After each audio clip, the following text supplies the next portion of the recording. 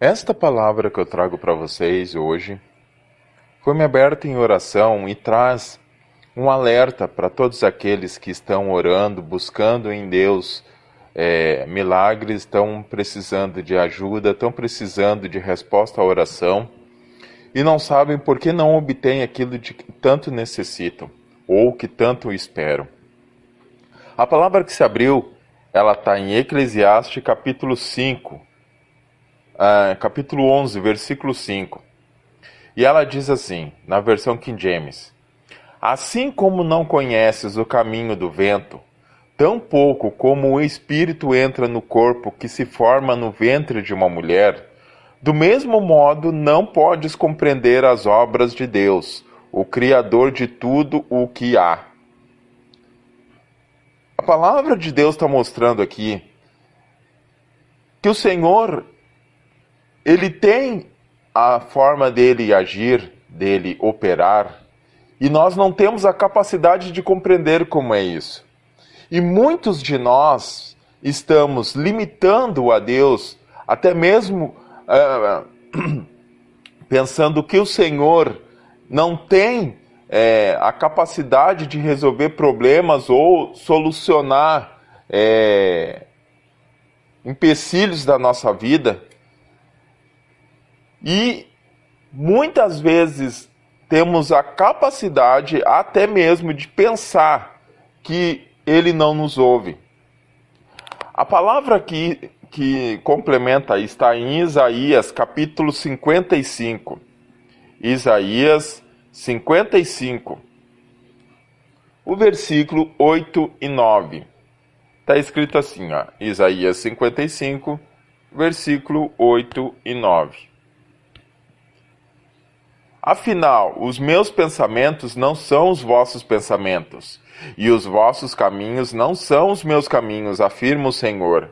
Assim como os céus são mais altos do que a terra, também os meus caminhos são mais altos do que os vossos caminhos, e os meus pensamentos mais altos do que os vossos pensamentos. Não podemos limitar a Deus, e estamos fazendo isso. Até mesmo de forma inconsciente estamos limitando a Deus. Estamos imaginando a forma como Ele vai operar, estamos desejando e até mesmo indicando a forma como Ele vai operar. E entendam que para Deus não existe um parâmetro para Ele operar. Eu vou mostrar para vocês aqui como não existe um parâmetro, não existe uma regra geral. Deus, Ele é soberano sobre tudo. O Senhor Jesus, Ele, através do ministério dele aqui na terra, eu vou mostrar para vocês como Ele não seguiu um parâmetro. Não existiu isso.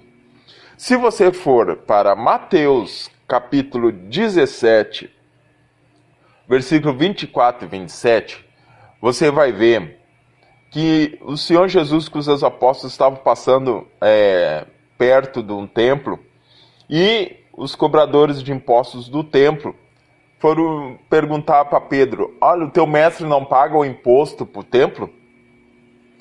E aí Pedro falou assim: não, ele paga. Quando ele chegou até o Senhor Jesus indagou para ele assim: Pedro, me diga uma coisa, os impostos para o templo, quem é que paga? É os filhos ou os estrangeiros? E Pedro disse: são os estrangeiros. Aí ele disse: então os filhos estão livres, não é mesmo? Mas para que não se escandalizem, vai, joga o anzol no mar, e o primeiro peixe que tu retirar, tem uma moeda dentro, tira e vai lá e paga o imposto, por mim e por ti.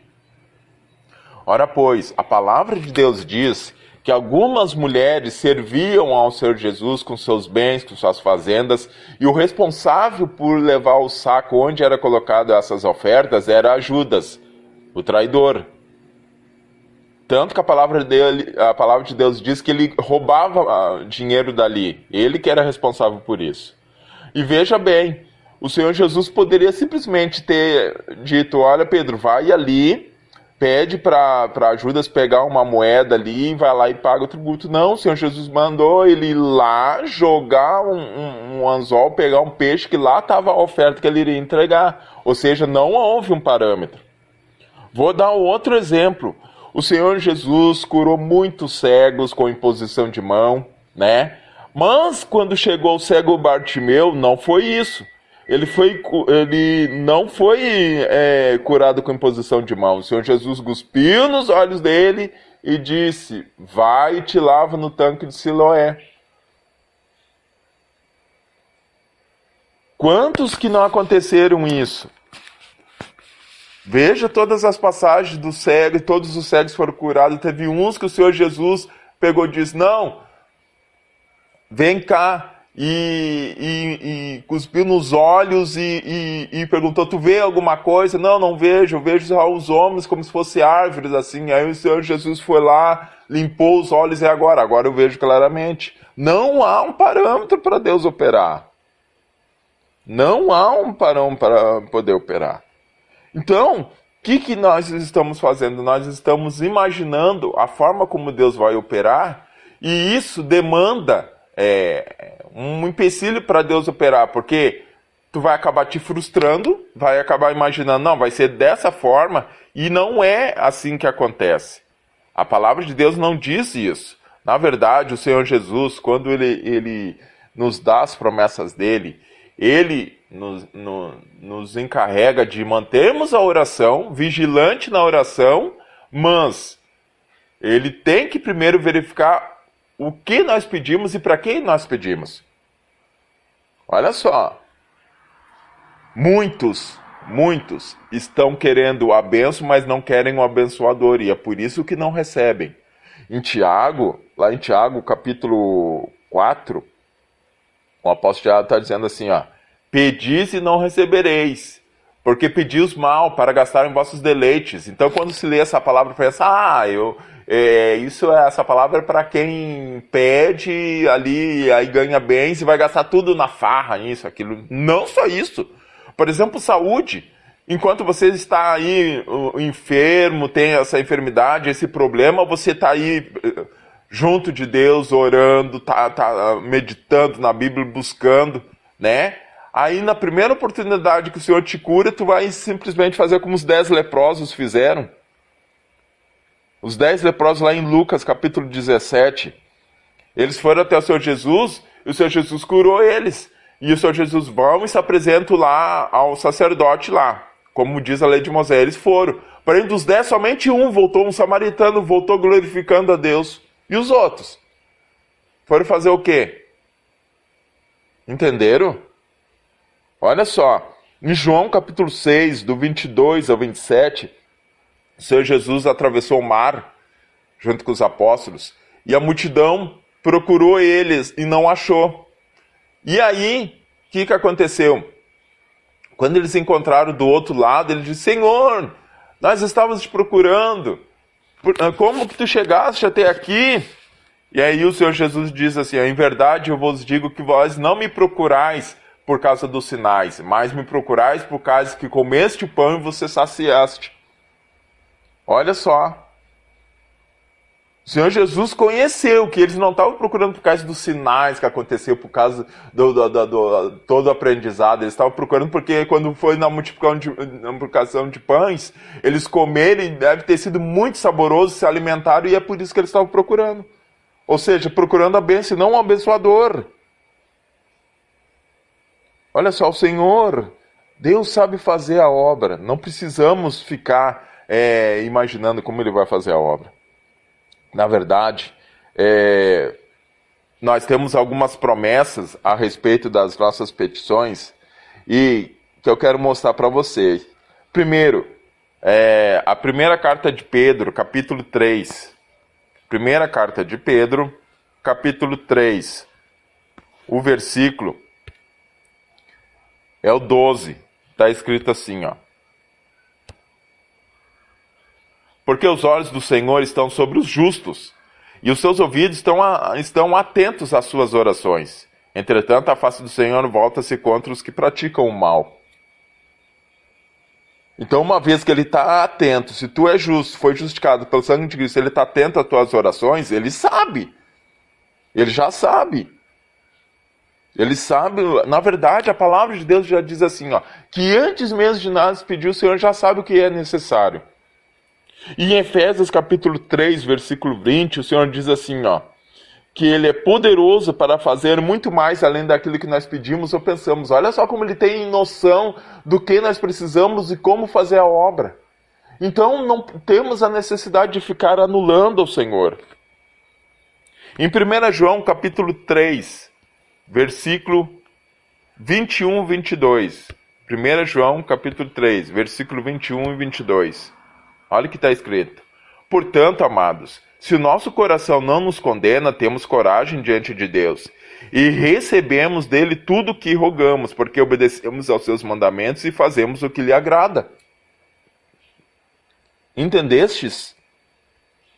Então, se nós temos essa ousadia diante dele, porque sabemos que estamos fazendo o que ele agrada, estamos buscando a ele, não temos a necessidade de ficar com essa ansiedade. Na verdade, o Senhor trabalha, ele reprova a ansiedade.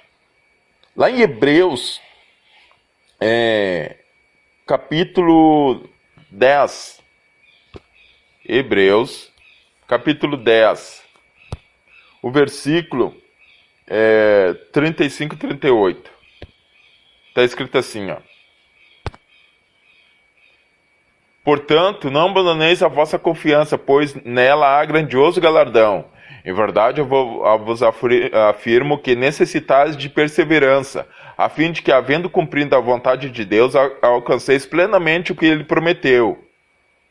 Pois dentro de pouco tempo aquele que vem virá e não tardará, mas o justo viverá pela fé. Contudo, se ele retroceder, minha alma não se agrada dele.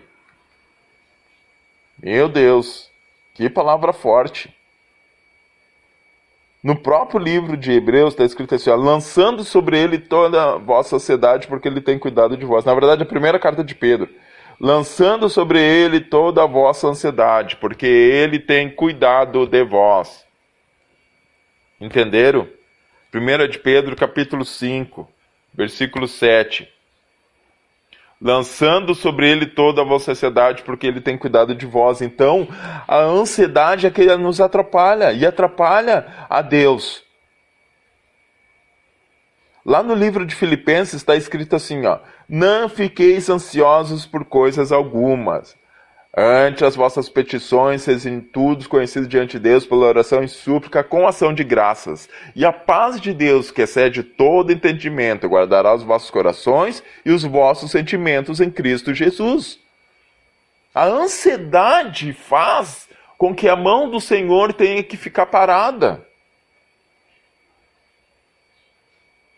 O Senhor, ele verifica 2 pontos importantes. Primeiro, se tu, ao fazer as tuas petições, tu não fica ansioso, não fica tentando dizer para ele como fazer, ou de onde tirar, ou o que proceder, porque quando se fala nesse tipo de oração, sempre se pensa no plano material, não é mesmo? Mas pode ser no plano espiritual também. Sempre se pensa nas finanças, mas, por exemplo, pode ser saúde. Veja bem, como o Senhor não tem parâmetro. Nós vemos lá no livro de Atos dos Apóstolos, através da mão de Paulo, o Senhor curando muitas pessoas, não é mesmo? Ao ponto de eles rasgarem pedaços da roupa de Paulo e levar até os enfermos serem curados. Porém, quando nós lemos a carta de 1 Timóteo, Paulo dá uma orientação para Timóteo, ele diz assim, ó, não beba só água, mas um pouco de vinho, por causa das tuas constantes enfermidades. Ou, em outra tradução, diz por causa do teu estômago, por causa que você está sempre enfermo do estômago. Veja que, pela mão de Paulo, muitos foram curados, mas Timóteo não. E aí, você vai querer colocar um parâmetro, então, para Deus operar? Não existe parâmetro. Ele, na verdade, ele não está dizendo que ele vai fazer conforme o jeito que tu quer.